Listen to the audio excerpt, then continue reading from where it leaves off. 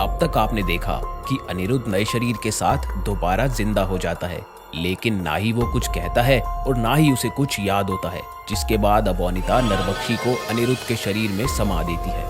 वहीं अबोनिता अनिरुद्ध की बेटी है। ये बात जानकर सभी गांव वाले डरते हुए गांव छोड़ने की बात करते हैं, तो काली नकाब वाली बनकर सभी गांव वालों की सुरक्षा के लिए एक लॉकेट देती है। दूसरी तरफ अनिरुद्ध और अबोनिता मिलकर विशेष साधना करके खोपड़ी राक्षस को प्रकट करते हैं, जो पूरे गांव में आग लगा देता है। तभी काली नकाब वाली बनकर उस खोपड़ी राक्षस पर वार करती है, लेकिन वो गायब हो जाता है। दूसरी तरफ गांव की नदी में तूफान के साथ जलपरी प्रकट होती है और अपनी शक्तियों से आग को बुझाने में मदद करती है। फिर काली अपनी शक्तियों से गांव को पहले जैसा कर देती है। अब आगे। अबोनिता और अनिरुद्ध की किशनगढ़ को तबाह करने की योजना खराब हो जाती है और वही नकाब वाले के साथ जलपरी को देखकर गांव वालों की खुशी का ठिकाना नहीं होता। गांव में सभी जलपरी को देखकर खुश थे। तभी अमोली नकाब वाली और जलपरी के पास आकर कहे, नकाब वाली दीदी, जलपरी सच में होती है। हमारी टीचर ने कहा था कि जलपरी नहीं होती है, लेकिन आज हमने देख लिया। हाँ बच्चे, होती है, लेकिन ये हम इंसानों के साथ नहीं रह सकती ना, और हर इंसान इनको प्यार की भावना से भी नहीं देखता, इसलिए इनको अपना अस्तित्व छुपा के रखना पड़ता है। नकाब वाली बिटिया, तुम तो गांव में एक देवी का रूप हो, और आज जलपरी को देखकर हम सब ये समझ गए हैं कि तुम एक दिव्य शक्ति भी हो, जिसका साथ खुद जलपरी देने आई है। आप सभी ने सही सोचा है। ये नकाब वाली लड़की कोई साधारण लड़की नहीं है, आप सभी की रक्षक है, और मुसीबत पड़ने पर स्वयं भगवान भी इसकी मदद के लिए आ जाएंगे। इतनी पवित्र है ये लड़की, इसलिए आप सभी इस गांव में रहकर भी कभी खुद को असुरक्षित मत समझिएगा। और मैं अब चलती हूँ, अगर मेरी आवश्यकता हुई तो मैं दोबारा आ जाऊंगी। तुम्हारा बहुत बहुत शुक्रिया जलपरी। काली और पूरा गांव हाथ जोड़कर जलपरी का धन्यवाद करता है और उसके बाद जलपरी वहां से गायब हो जाती है और नकाब वाली भी सबसे विदा लेकर चली जाती है। तो वहीं सब ठीक हो जाने के बाद काली अपने साधारण रूप में लोगों के बीच आ जाती है। हवन कुंड में काली और जलपरी को गांव वालों की मदद करते देखकर अबोनिता का गुस्सा 7वें आसमान पर होता है। वो महल में रखी चीजें इधर से उधर फेंकने लगती है। ये देखकर अनिरुद्ध उसे शांत करवाता है। शांत हो जाओ अबोनिता, बस करो। क्या हुआ अगर उस जलपरी ने उस नकाब वाली की मदद कर दी तो? हम दोबारा उस गांव वालों को इससे भी बड़ा झटका देंगे, और इस बार ना सिर्फ गांव वालों को बल्कि उस जलपरी को भी ऐसा सबक देंगे जिसे देखकर जलपरी के साथ सभी गांव वालों की रूह कांप जाएगी। पापा, मैं इन लोगों को कभी खुश नहीं देखना चाहती। मैं इन्हें तबाह करके रहूंगी, क्योंकि इनकी खुशी मुझसे बर्दाश्त नहीं हो रही। हाँ, मैं समझ गया, पर अभी के लिए हमें शांत होना पड़ेगा। अबोनिता और अनिरुद्ध आपस में बातें कर रहे थे। तभी वो खोपड़ी उनके बीच में बोलती है। बीच में बोलने के लिए माफी चाहूंगा, पर खेल में हमें सामने वाले को कभी कमजोर और दुश्मनी में अपने दुश्मन को कभी कम नहीं समझना चाहिए। उस गांव में जो दैविक शक्ति है, यानी वो नकाब वाली, वो काफी शक्तिशाली है। मैं आशा करता हूँ कि मैं क्या बोलना चाह रहा हूँ वो आप अच्छे से समझ रहे होंगे। किशनगढ़ में सभी खुशी से झूम रहे थे। इतने बड़े हादसे से नकाब वाली ने सबको बचा लिया था। कुछ बच्चे तो अपने चेहरे पर नकाब लगाए नकाब वाली बनकर घूम रहे थे। उस समय एक उत्सव जैसा माहौल बना हुआ था किशनगढ़ के अंदर। ये सब देखकर काली बहुत खुश थी। तभी हर्ष उसके पास आता है और कहता है, काली, एक बार फिर नकाब वाली ने इस गांव को बचा लिया, लेकिन मुझे ये नहीं समझ आ रहा तुम उस वक्त कहाँ थी? मतलब मैंने तुम्हें कहीं नहीं देखा। ये कैसी बातें कर रहे हो तुम? मैं यही तो थी। तुम भी ना, तुम्हारा ध्यान पता नहीं कहाँ रहता है हर्ष। चलो बच्चों के संग खेलते हैं। काली हर्ष की बातों को नजरअंदाज करते हुए बच्चों के साथ खेलने लगती है। तो वहीं सभी गांव वाले मिलकर खुशी मना रहे थे। अबोनिता किशनगढ़ को खुशियां मनाते देखकर निराश और हताश हो जाती है। तो वहीं दूर से खड़ी वो खोपड़ी उसको ऐसे निराश देखकर खुद से बोलता है, जिसने मुझे एक नया शरीर दिया, मैं उसको ना तो निराश देख सकता हूँ और ना ही मैं उसको कभी हारता देख सकता हूँ। इसीलिए अब मैं उस किशनगढ़ में जाऊंगा और उस किशनगढ़ को बर्बाद कर दूंगा। तुम उस गांव को बर्बाद कैसे करोगे? आखिर ऐसा भी क्या करने जा रहे हो तुम जिससे वो पूरा गांव तबाह हो जाएगा? वो गांव इस आग से तो बच गया, पर पानी से कैसे बचे? वो भूल रहे हैं कि जिस पानी ने उन्हें बचाया है वो पानी भी इन्हें डुबा सकता है। मतलब ये कि आग को पानी हरा सकता है, पर पानी को कोई नहीं हरा सकता है। पानी अपना रास्ता अपने आप बना ही लेता है, और जब पानी हद से ज्यादा हो जाए तो पानी भी नुकसान देता है। बस यही तरीका मैं भी इस्तेमाल करूंगा। उस गांव में पहले तो मैंने आग लगाई, पर अब मैं उस गांव में बिना मौसम बरसात करके बाढ़ ले आऊंगा। बाढ़ की आपदा से लोग उस बाढ़ में डूबने लगेंगे, और जब किशनगढ़ उस बाढ़ में डूबेगा तब आएगा असली मजा। तब मैं चलूंगा अपनी अगली चाल। किशनगढ़ गांव खुशियां मना रहा था, तो वहीं दूर खड़ा वो खोपड़ी अपने दोनों हाथों को हवा में उठाते हुए कुछ मंत्रों का जाप करता है। उसके मंत्रों को पढ़ते हुए किशनगढ़ में बादलों की एक अजीब सी गड़गड़ाहट होती है और आसमान काले बादलों से ढक जाता है। आसमान में काले बादल देखकर सभी गांव वाले चौंक जाते हैं और उन बादलों को देखकर सभी गांव वाले आपस में बात करते हुए कहते हैं, अरे दैया, ये का होएगा वा? अभी तो आसमान एकदम बढ़िया था, फिर अचानक ये का होएगा वा? हमका का पता, ना जाने हमरे गांव में का होवत है। कबो कबो तो लागत है कि ई हमार गांव नहीं बल्कि कोनो भूतिया गांव बन चुका है। पहले वो अनिरुद्ध और अब देखो।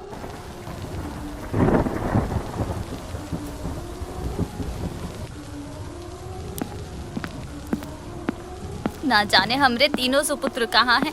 उनको तो अपनी अम्मा की कोनो चिंता ही नहीं रहती है। ना जाने मैंने कौन सी औलाद को जना है। भाग्य बहन, तुम्हारे सुपुत्र यहीं कहीं होंगे। और अपने सुपुत्र को छोड़ो और अपनी देखो, वर्षा बहुत जोर से हो रही है। ऐसी वर्षा को देखकर हमको डर लग रहा है, कहीं हमारा गांव इस वर्षा में न ढह जाए। शुभ शुभ बोलो बहन, ना जाने कैसी बात करत हो। अरे ये क्या हो रहा है? इस गांव में अचानक इतनी भारी बारिश। इस बारिश को देखकर तो लग रहा है जैसे ये गांव इस पानी में अभी ढह जाएगा। अब वो मुसीबत में है और ये काम और कोई नहीं बल्कि खोपड़ी कर रहा है। वो तुम्हारी इच्छा को पूरी करना चाहता है। तो ये सच में मेरे लिए किसी सरप्राइज से कम नहीं है। नकाब वाली, देख तेरे गांव को किस तरह से मेरी भेजी हुई एक ऊर्जा बर्बाद कर रही है। अब ना तो तू बच पाएगी और ना ही तेरा ये गांव। पूरा किशनगढ़ पानी में डूब चुका था। अचानक आए इस मौसम के बदलाव को देखकर काली हैरान थी और ये बारिश तेज थी कि जैसे आसमान से बूंदें नहीं बल्कि पत्थर बरस रहे थे। गांव के लोगों के कच्चे मकान तहस नहस हो रहे थे, तो वहीं लोग बारिश से बचने के लिए जिन पेड़ों के नीचे खड़े थे वो भी तेज हवा के कारण उखड़ चुके थे। ये देखकर काली खुद से कहती है, अब मैं क्या करूं? मेरी शक्तियां भी इस बारिश को रोक नहीं पा रही। कैसे बचाऊं किशनगढ़ को? काली ये सब सोच ही रही थी कि तभी उसके पास कृष और हर्ष आते हैं और भीगे हुए बोलते हैं, काली हमें गांव वालों को सुरक्षित स्थान पर पहुंचाना पड़ेगा। क्या करें, कुछ समझ नहीं आ रहा यार। हाँ, लोगों के घर भी इस बारिश ने तबाह कर दिए हैं। तुम्हारी माँ और कुछ लोगों को तो मैंने अपने घर भेज दिया है। अब वहाँ वो सब सेफ है, लेकिन बाकी सब का क्या? अरे कच्चे मकानों के कारण अपने घर में कोई भी सेफ नहीं है। सरपंच जी का घर, उनके घर कुछ लोगों को भेजते हैं। अरे सरपंच जी का घर इतना मजबूत नहीं है कि वो ज्यादा समय तक बारिश का मुकाबला कर सके। अब तो हमें सबको दूसरे गांव में ही भेजना पड़ेगा। तो ऐसा करते हैं, नकाब वाली को बुलाते हैं। तुम दोनों रुको, मैं अभी उसको बुलाकर लाती हूँ। लेकिन तुम उसको बुलाओगी कैसे? पता नहीं, पर शायद गांव के मंदिर में रहती हो, उधर ही जाकर देखूंगी। काली ये बहाना बनाकर वहाँ से चली जाती है। हर्ष और कृष की आंखों से ओझल होकर वो जल्दी से चुटकी बजाकर नकाब वाली का रूप ले लेती है और उसके बाद सभी गांव वालों के सामने आकर कहती है, आप सभी लोग अब चिंता मत करिए, मैं आ गई हूँ। किसी को कुछ नहीं होगा। मैंने गांव के बाहर बैलगाड़ियों का इंतजाम किया है। वो बैलगाड़ियाँ आपको दूसरे गांव ले जाएंगी। जब तक यहाँ का तूफान नहीं थमता आप सब वहीं रहेंगे। लेकिन हमारे घर सब तबाह हो गए, हम कहाँ रहेंगे? कैसे जिएंगे नकाब वाली? आप सभी चिंता मत करिए, मैं हूँ ना। मैं एक बार ये तूफान रोक दूँ, उसके बाद आपको आपका सब कुछ वापस लौटाना मेरी जिम्मेदारी है। भरोसा करिए और जाइए। सचिव जी, हर्ष, आप दोनों गांव के लोगों को बाहर निकालिए। जाइए। ठीक है, लेकिन काली कहाँ है? उसी ने तुमको बुलाया है ना यहाँ। मैंने उसको दूसरे गांव में सारे इंतजाम देखने भेज दिया है। अब आप लोग समय मत गवाइए, ये तूफान और भयंकर होने वाला है।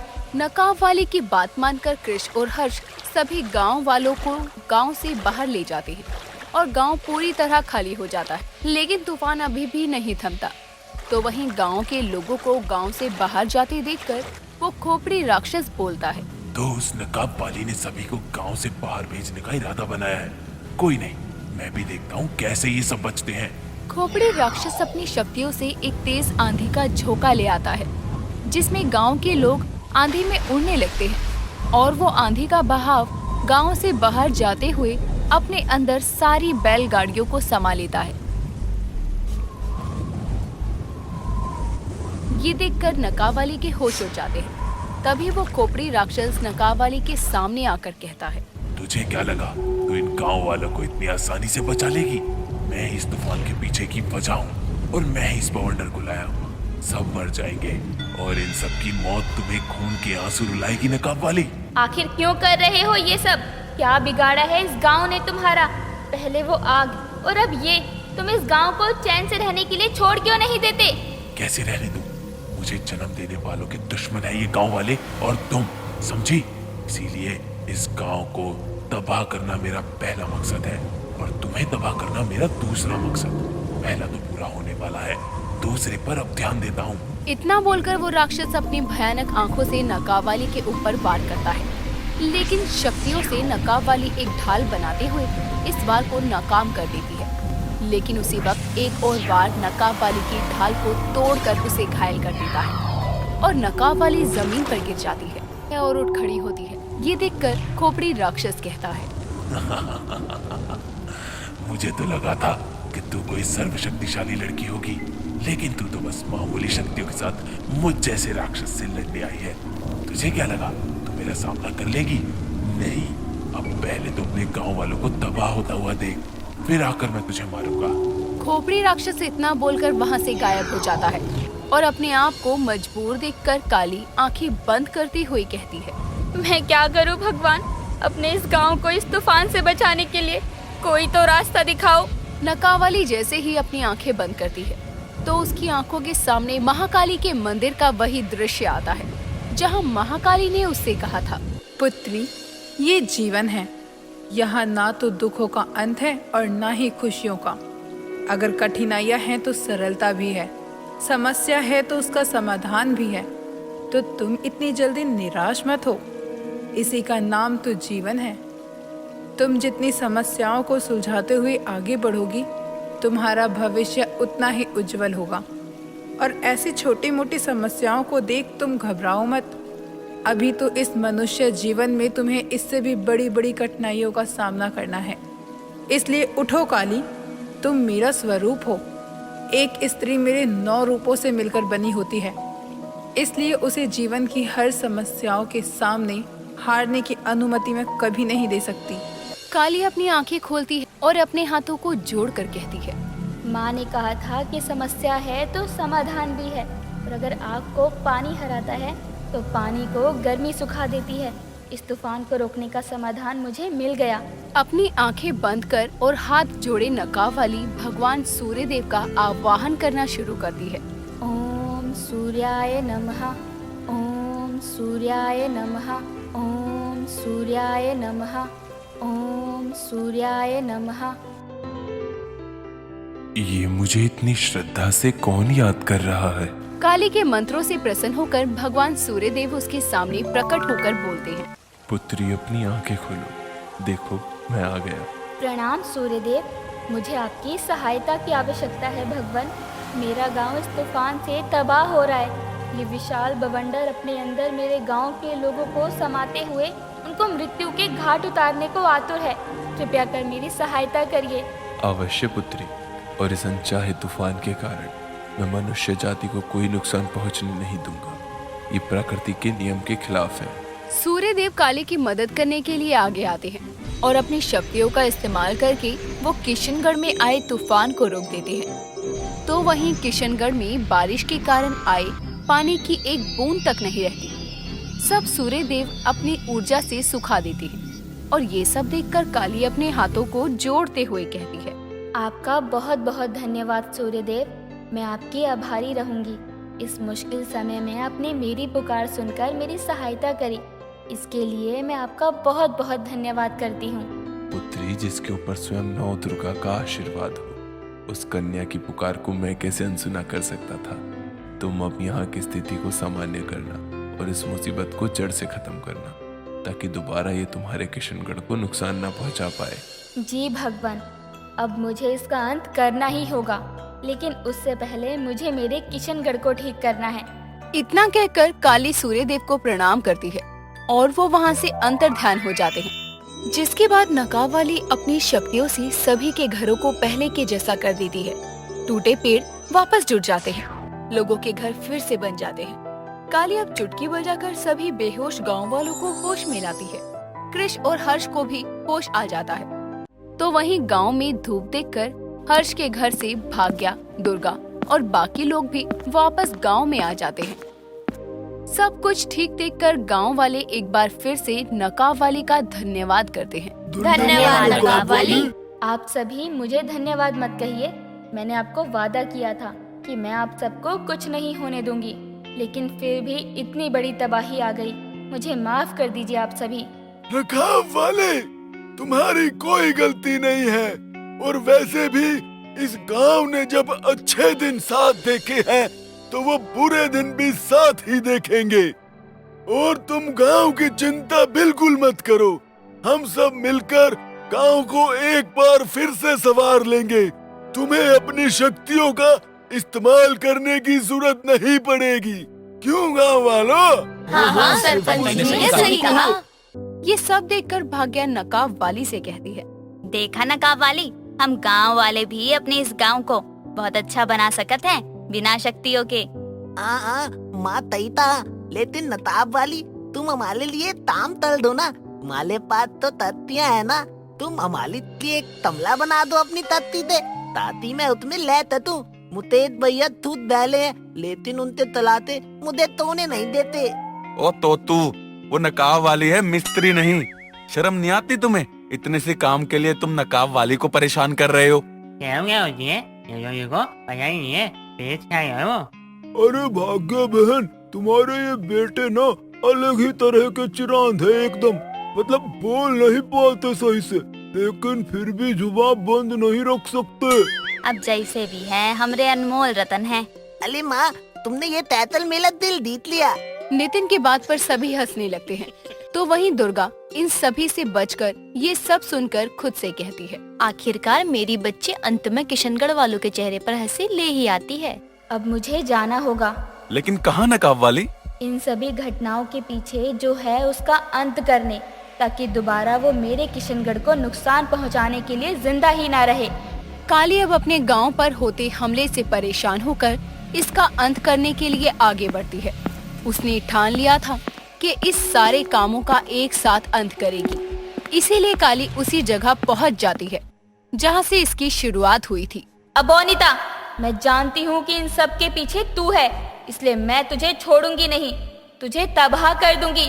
मेरे गांव को बर्बाद करने की जो तेरी प्रतिज्ञा है ना, तो मेरी भी मरते दम तक इस गांव को बचाने की प्रतिज्ञा है।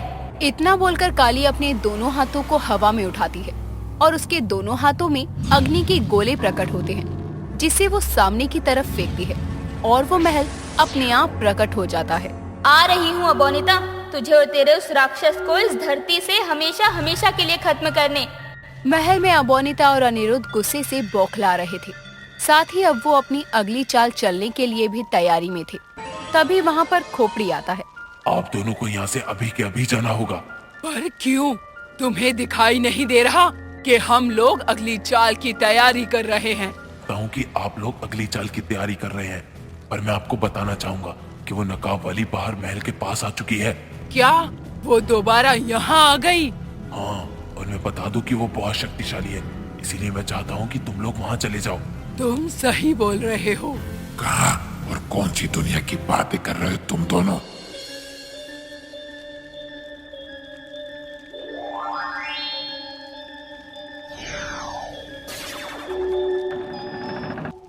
पापा, अब वक्त आ गया है यहाँ से जाने का। ठीक है बोनीता।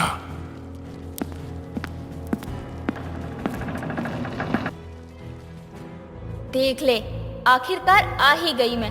जिस तरह से तेरे बाप यानी उस दुष्ट अनिरुद्ध का अंत हुआ था, ठीक उसी तरह तेरा भी अंत होगा। भले ही तेरा शरीर तेरे बाप की तरह इंसान जैसा हो, पर तेरी आत्मा एक पाप से भरी है। अशुद्ध है तेरी आत्मा।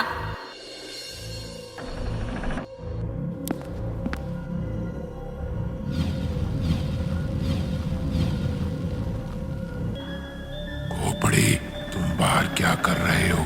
तुम भी हमारे साथ अंदर आओ, जल्दी आओ, नहीं तो ये दरवाजा बंद हो जाएगा। पापा भी आपको और मुझे इस महल से जाना होगा, ना कि खोपड़ी को। और खोपड़ी काफी समझदार है, वो इन सभी चीजों को अपने आप संभाल लेगा। हाँ अनिरुद्ध, आप दोनों उस दुनिया में चले जाइए। तो तू यहाँ पर है, बता वो कहाँ है? तो आखिरकार तू यहाँ पर आ ही गई। यहाँ तू आई तो अपनी मर्जी से है, पर अब वापस नहीं जा पाएगी, क्योंकि तेरा सामना मुझसे हुआ है। अब तक तू बस कुछ जानवरों को देख रही थी, पर अब तेरा मुकाबला मुझसे है। मेरी तुझसे कोई दुश्मनी नहीं है, मैं तुझसे बात भी नहीं करना चाहती हूँ। तू बस मुझे इतना बता दे कि तेरी वो महारानी यानी अबोनिता कहाँ है, जिसने तुझे यहाँ भेजा है। मैंने तुझे पहले भी कहा था कि मैं किसी का पालतू कुत्ता नहीं हूँ जो मुझे कोई भेजेगा। मैं यहाँ इस गांव में अपनी मर्जी से आया हूँ और मेरा मकसद इस गांव का खात्मा है। और जब तक मैं इस गांव का खात्मा नहीं करूंगा, तब तक ना तो मैं शांत बैठूंगा और ना ही चैन की सांस लूंगा। सांस लेने के लिए जिंदा होना पड़ता है, पर तेरा हुलिया देखकर नहीं लग रहा कि तुझे सांस लेने की जरूरत है। तू मुझे उस अबोनिता के बारे में बताएगा या नहीं? नकाब वाली के बार बार पूछने पर भी वो खोपड़ी उसे कुछ नहीं बताता, जिसके बाद नकाब वाली को गुस्सा आता है और वो अपनी आंखें बंद करके कुछ मंत्रों का उच्चारण करना शुरू कर देती है। ओम नमः शिवाय, ओम नमः शिवाय। नकाब वाली के मंत्रों के उच्चारण के साथ ही उसके हाथों में आग के गोले आ जाते हैं, जिसके बाद काली उन गोलों से उस खोपड़ी पर प्रहार करती है।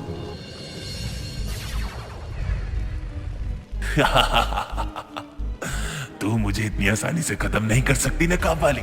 मुझे खत्म करने के लिए अपार शक्तियां चाहिए जो तेरे पास नहीं है।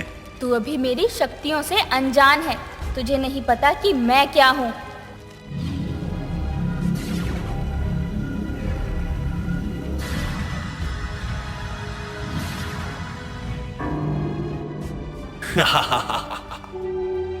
ये कैसा वार है तेरा?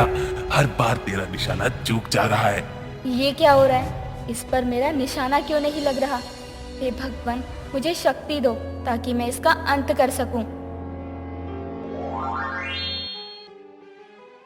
ये तो बहुत शक्तिशाली है, इसको हराने के लिए कुछ तो करना ही पड़ेगा। देख लिया तूने कि मैं कितना शक्तिशाली हूँ? तू मेरे सामने कुछ भी नहीं है। होगी तू महान अपने किशनगढ़ गांव के लिए, पर तू मेरे सामने बस एक मामूली सी इंसान है। जिसने भी कहा है बिल्कुल सही ही कहा है कि एक नारी कुछ नहीं कर सकती है। औरत एक अबला नारी होती है और वो एक बेचारी है। खोपड़ी की बात सुनकर नकाब वाली की आंखें गुस्से से लाल हो जाती है। औरत कभी एक अबला नारी नहीं होती। अगर वो चाहे तो कुछ भी कर सकती है। ये मत भूल मूर्ख, एक औरत चाहे तो इस दुनिया का सर्वनाश कर सकती है। तेरे जैसे राक्षसों के आने पर वो काली और दुर्गा का रूप भी ले सकती है। बेलन पकड़ने वाले हाथ त्रिशूल भी उठा सकते हैं और उसको तेरे जैसे पापी के सीने में घुसा भी सकते हैं। इसलिए एक औरत को अबला समझने की गलती मत करियो। और वैसे भी तेरे जैसे राक्षस का अंत भी वैसे ही होगा जैसे कि पहले के राक्षसों का अंत होता आया है। तेरी इन सब बातों से मेरा कुछ नहीं होगा। देखना चाहती है मैं क्या कर सकता हूँ? तूने अच्छा नहीं किया। तू जानता नहीं है कि मैं तेरे साथ क्या कर सकती हूँ।